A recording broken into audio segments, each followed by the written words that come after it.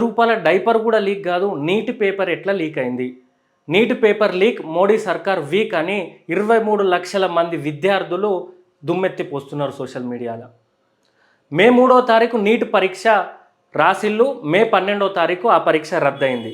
ఈ పరీక్ష ఏంటిదంటే ఎవరైతే గవర్నమెంట్ మెడికల్ కాలేజ్లల్లో, ప్రైవేట్ మెడికల్ కాలేజ్లల్లో, all India institute of medical సైన్స్లల్లో, అంత పెద్ద కాలేజ్లల్లో ఆ మెడికల్కి సంబంధించిన ఎంబీబీఎస్ కానీ, ఆయుష్ కానీ, బీడీఎస్ కానీ ఇట్లాంటి కోర్సులల్లో చేరాలంటే నీట్ అనేది ఒక ఎంట్రన్స్ ఎగ్జామ్. ఇది మే 3వ తారీఖు జరిగింది. అంతకుముందు 10-15 రోజుల ముందు నుండే గెస్ట్ పేపర్ పేరిట ఒక పేపర్ లీక్ అయింది. అయితే ఈ పేపర్ ఎట్లా లీక్ అయిందంటే, నాసిక్లో ప్రింటింగ్ ప్రెస్ ఉంటుంది ఈ ఎగ్జామ్కి సంబంధించింది. అక్కడ డీటీపీ వర్క్స్ జరుగుతుండగా ఎవరో ఫోటోలు తీసి, అంటే ఉద్దేశంతో ఫోటోలు తీసి పీడిఎఫ్ లాగా చేసి వాళ్ళు హర్యానాలో గురుగ్రామ్కు సంబంధించి ప్రాక్టీస్ చేస్తున్న ఒక డాక్టర్కు ఇది పంపిళ్ళు. ఆ డాక్టర్ దగ్గర నుండి రాజస్థాన్కు సంబంధించిన జైపూర్లో ఒక బిజినెస్ మ్యాన్ ఉంటాడు. ఆ బిజినెస్ మ్యాన్ వ్యక్తి వాళ్ళ కొడుకు ఈ నీట్ ఎగ్జామ్కు ప్రిపేర్ అవుతూ ఉంటే అతని ఒక డాక్టర్ నుండి ఇతను కొన్నాడు. ఇతను కొని వాళ్ళ పిల్లోనికి ఇచ్చిండు. ఆ 2-3 రోజులు ఆ పిల్లోడు ప్రిపేర్ అయినాక అక్కడ నుండి సికర్ అని ఒక ప్రాంతం ఉంటుంది. అక్కడ అన్ని ఎంబీబీఎస్ మెడికల్ సంబంధించిన కోచింగ్ సెంటర్లు ఉంటాయి. అక్కడ రాకేష్ మండారియా అనే వ్యక్తి, ఇతను ఎంబీబీఎస్ కౌన్సిలింగ్ ఏజెంట్ అన్నట్టు. ఈ ఏజెంట్ దగ్గరికి చేరుకున్నది. ఈ ఏజెంట్ దగ్గర నుండి చేరుకొని ఇక ఇక్కడ నుండి స్టార్ట్. ఇదంతా మల్టీ లెవెల్ మార్కెటింగ్ లాగా పల్లి బఠానీ పుట్నాలు అమ్ముకున్నట్టు ఢిల్లీకి, జమ్మూ కాశ్మీర్, బీహార్, కేరళకి అమ్ముకున్నాడు. 30,000 నుండి స్టార్ట్ చేస్తే లాస్ట్ కొన్నోడు ఎంక్వైరీలో తేలింది ఏంటంటే లాస్ట్ కొన్నాడు 28 లక్షలకు కొన్నాడు ఈ పేపర్.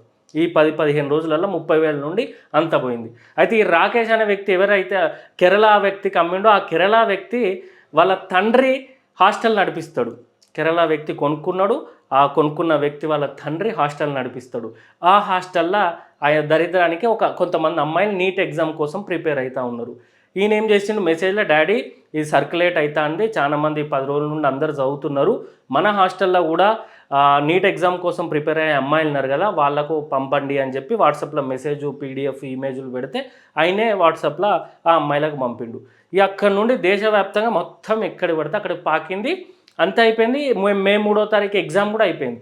అయిపోయాక ఈ హాస్టల్ ఓనర్, హాస్టల్ నడిపించే వ్యక్తి అతనికి నా కొడుకు రాసిండు, ఈ అమ్మాయిలు రాసిండు ఎగ్జామ్, అసలు ఇది ఎగ్జామ్ ఈ గెస్ట్ పేపర్లో ఉన్న క్వశ్చన్స్ ఆ క్వశ్చన్స్ నిజంగా జరిగిన ఎగ్జామ్ల క్వశ్చన్స్ సేమేనా అని చెప్పి ఆయనకు ఆలోచన పుట్టి ఆయనకు తెలిసిన ఒక కోచింగ్ సెంటర్లో టీచర్ దగ్గర పోయిండు.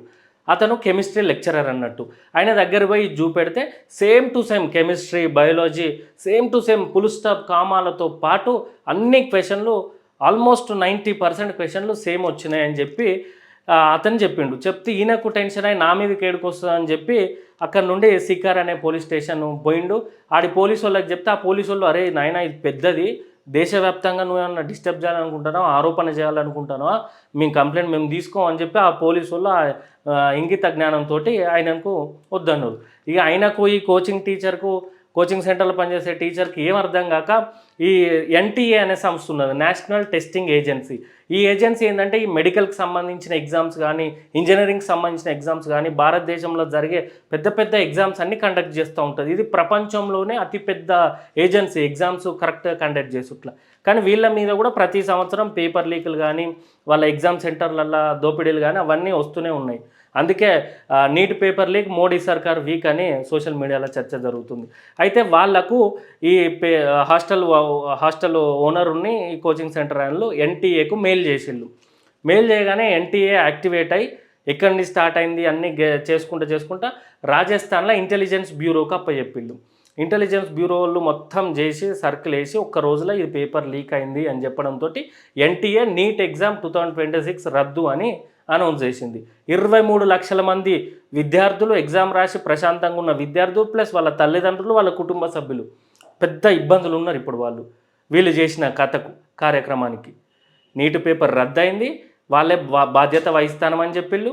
ఇదంతా పక్కన పెడితే 23 లక్షల మంది కోసం ప్రింటింగ్ ప్రెస్లో పేపర్ లీక్ చేసిన ఉంది తప్పు, కొన్న డాక్టర్, ప్రాక్టీస్ చేసే డాక్టర్ తప్పు, ఎవడో జైపూర్లో బిజినెస్ మ్యాన్ తప్పు, ఈ కేరళకు సంబంధించిన ఆ పిల్లగాడు తప్పు, వాళ్ళ అయ్య తప్పు. ఈ 10, 20, 30 మంది చేసిన తప్పుకు లక్షలాది మంది, 23 లక్షల మంది విద్యార్థులు ఇబ్బంది పడుతున్నారు. ఈ ఎన్టీఏ సంస్థ ఎన్నో ఆరోపణలు ఎదుర్కొంటుంది. 2024, 2021 ప్రతి ఏడాది ఏదో ఒక ఆరోపణ వస్తుంది, అయినా సెటరైట్ చేసుకోవాలి. కేంద్ర విద్యాశాఖ మంత్రికి పేపర్ లీక్ మీద అడుగుతే ఆయన తల కిందికి వేసుకొని పోయిండు. ఇది గవర్నమెంట్కి అవమానం, విద్యా వ్యవస్థకు అవమానం, భారతదేశం మొత్తం అవమానమే ఇది.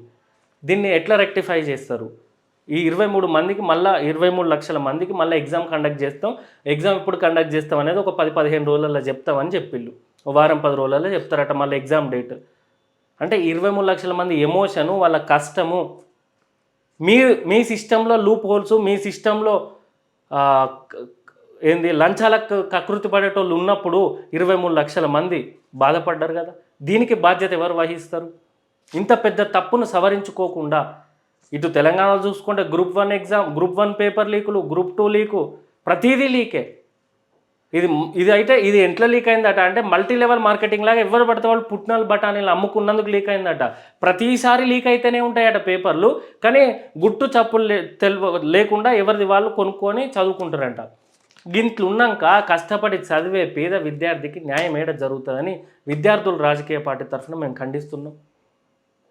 దయచేసి ఇప్పటి నుండి అయినా రాష్ట్రంలో కానీ దేశంలో కానీ ముఖ్యంగా ఇట్లాంటి ఎగ్జామ్స్ రాసేటప్పుడు కష్టపడి చదువుకునే వాళ్ళు రాస్తూ ఉంటారు కాబట్టి ఈ సిస్టమ్ అనేది బలోపేతం చేయాలని విద్యార్థుల రాజకీయ పార్టీ తరఫున డిమాండ్ చేస్తున్నాం. జై తెలంగాణ, జై వీఆర్కే, బ్యాటు గుర్తుకే మన ఓటు.